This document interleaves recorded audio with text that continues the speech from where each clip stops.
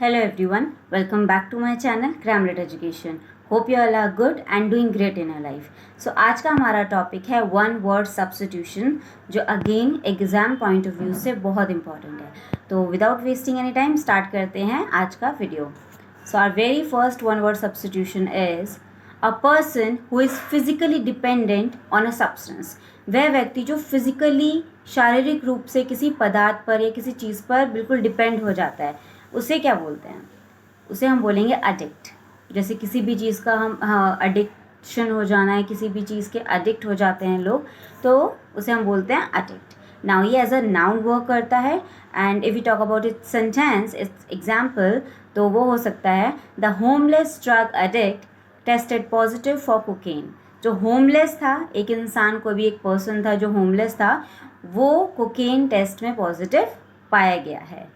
Am I right? Because obviously उसको addiction था इस चीज़ का. Next we have an unexpected piece of good fortune. सौभाग्य का एक अप्रत्याशी टुकड़ा. मतलब जब सडनली आपकी लाइफ में कुछ ऐसा अनएक्सपेक्टेड फॉर्चून आ जाता है, कुछ अनएक्सपेक्टेड अच्छा हो जाता है जो आपने बिल्कुल एक्सपेक्ट नहीं किया होता है, तो उसे क्या बोलते हैं? उसे बोलते हैं विंडफॉल. विंडफॉल सुनने में लगेगा नहीं कि इसका मीनिंग ये हो सकता है, but yes, it's a windfall. Now ये एज अ नाउन वर्क करता है. And if you talk about its example, then we can say we had an unexpected windfall. Now हमारी लाइफ में एक अनएक्सपेक्टेड विंडफॉल हुआ जो हम सोच नहीं सकते थे, बिल्कुल अनएक्सपेक्टेड था. Okay, next we have an emolument over and above fixed income और सैलरी. निश्चित आय या वेतन से अधिक प्रतिलब्धियाँ. सो इसे हम क्या बोलते हैं? इसे हम बोलते हैं हॉनोरेरियम. ना ये थोड़ा सा अजीब साउंड करता है word, but it's honorarium. Honorarium. Now ये एज अ नाउन वर्क करता है. एंड इसका एग्जाम्पल होगा she expects to be paid expenses and possibly a small होनोरेरियम.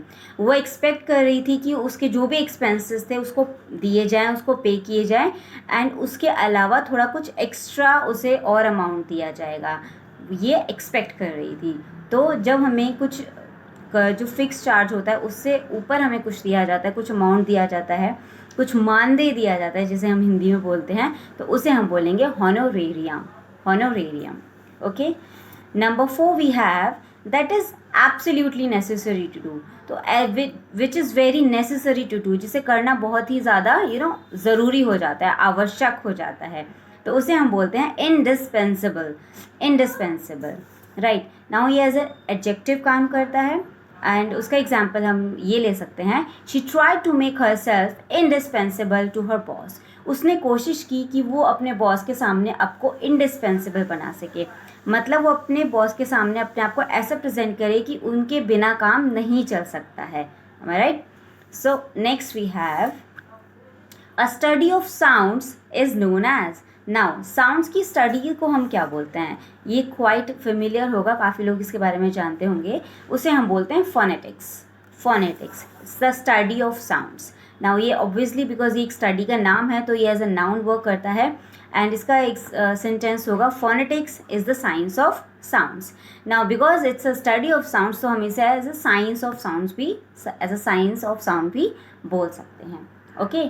Now number 6 we have to reduce to nothing. ना किसी चीज़ को बिल्कुल नथिंगनेस तक ले आना, बिल्कुल ज़ीरो तक ले आना, उसे क्या बोलेंगे? उसे हम बोलते हैं ऑब्लिटरेट. ऑब्लिटरेट. ऑब्लिटरेट. नाउ ये एज अ वर्ब वर्क करता है. For example, she tried to obliterate all memory of her father. उसने कोशिश की कि वो अपनी फादर की मेमोरी को बिल्कुल रिड्यूस कर दे टू नथिंग, विच मीन्स उसको अपने फादर की मेमोरी बिल्कुल भी याद ना रहे, उसके फादर के बारे में उसे बिल्कुल भी याद ना रहे. राइट. बिल्कुल बिल्कुल नथिंगनेस तक आ जाए. Okay. Number 7 we have an obviously true और हैकनेड स्टेटमेंट. एक स्पष्ट रूप से सत्य या घिसा पिटा कथन, बट जो सच होता है मोस्ट ऑफ द टाइम, तो उसे हम बोलते हैं ट्रूइज्म. ट्रूइज्म. नाउ इस वर्ड में ही ट्रू वर्ड आ रहा है, तो इजीली इसे कनेक्ट कर सकते हैं, ट्रूइज्म. ट्रूइज्म. नाउ ये एज अ नाउन वर्क करता है. एंड इसका सेंटेंस ये हो सकता है, it is an obvious truism that people act in accordance with their motives. ये एक ऑब्वियस सा ट्रूइज्म है, मतलब एक ऑब्वियस सा स्टेटमेंट है, एक सच है कि जो लोग हैं ना वो उनके मोटिव्स के अकॉर्डिंग ही एक्ट करते हैं। मतलब उन्हें किसी से क्या काम निकलवाना है, अगर काम निकलवाना है तो उनसे वो आराम से बात करेंगे, नहीं तो उन्हें कोई इंटरेस्ट नहीं होगा। तो people act according to their motives, तो ये एक फैक्ट है। Number 8 we have one who is easily deceived, जो आसानी से धोखा खा जाते हैं ना, उन्हें क्या बोलते हैं? उन्हें बोलते हैं गलिबल। गलिबल ना, गुल्ली ऐसा देखने में लगता है कि एकदम मासूम होंगे, ऐसा सुन के ही ये वर्ड ही ऐसा लगता है, गलिबल। ना ये एज अ एडजेक्टिव वर्क करता है। And for example, they convinced a gullible public that their policies were the right ones. उन्होंने गलिबल पब्लिक यानी कि मासूम सी पब्लिक जो आसानी से मतलब धोखा खा सकती है, जिन्हें ज़्यादा कुछ पता नहीं है, उनको कन्विंस कर लिया कि उनकी जो पॉलिसीज़ हैं वो बिल्कुल सही हैं, वो बिल्कुल राइट हैं। तो उन्होंने पब्लिक को कन्विंस कर लिया। Number 9 we have a movement or part of the body to express an idea or feeling. Now, जब हम अपने आइडियाज़ एक्सप्रेस करते हैं, जब हम बात करते हैं किसी से, उस टाइम पर हमारे बॉडी का जो मूवमेंट होता है या जिस तरह से अपने हैंड का मूवमेंट करते हैं, लाइक जैसे मैं अभी वीडियो बनाती हूँ तो आप देखते होंगे कि मेरे हैंड के मूवमेंट्स कुछ ना कुछ चलते रहते हैं, बिकॉज ये हमारे थॉट्स को, हमारी फीलिंग्स को ज़्यादा प्रिसाइज तरीके से सामने रख पाते हैं, थोड़ा एम्फसाइज़ कर देते हैं हमारी फीलिंग्स को, या हम जो शेयर करना चाहते हैं हमारा आइडिया, उसको थोड़ा एम्फसाइज़ कर देते हैं। तो इन मूवमेंट्स को हम बोलते हैं जेस्चर, जैसे कि मेरे हैंड के जेस्चर्स हैं। ओके, नाउ ये as a noun and as a verb दोनों तरह से वर्क करते हैं।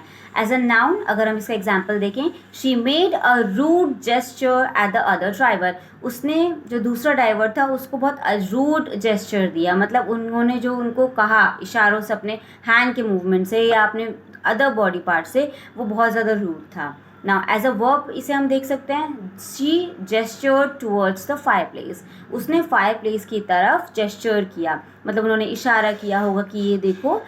बेसिकली मतलब है अपने किसी भी बॉडी पार्ट को मूव करके उन्होंने बताने की कोशिश की कि उधर फायर प्लेस है, या कोई और उनका जो भी मोटिव था कहने का, तो उन्होंने संकेत दिया basically. Lastly we have failing to discharge one's duty, अपने कर्तव्य का निर्वहन करने में असफल होना। नाउ इसे हम क्या बोलेंगे? इसे बोलते हैं डेरेलिक्शन। डेरेलिक्शन नाउ ये एज अ नाउन वर्क करता है, एज अ नाउन वर्क करता है। For example, there is a real sense of dereliction around the place.